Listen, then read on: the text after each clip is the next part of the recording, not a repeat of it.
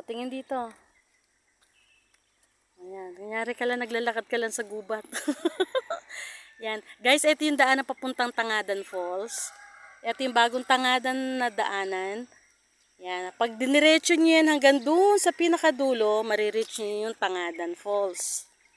Yan. Ito na yung pinakabagong daanan niya. Yan. So, bagong gawa lang to. Dito to location sa Bukaw, San Gabriel, La Union. Etong way na to, Tangadan Falls. Now, ito yung ilog ng yung ilog na to, dito nag-iilog si Vice Ganda, no? Dito naliligo dati si Vice Ganda. Yan. And then, lakad ka naman to. Yan. And then, yung bridge na yon, yan ang nagko-connect sa Bukaw and Duplas.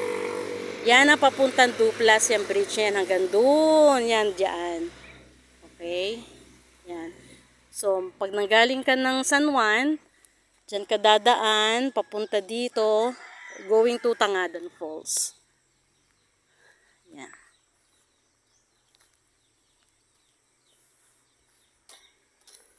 Okay?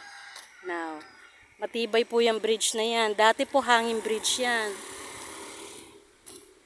Ngayon, sinemento na. Ayan.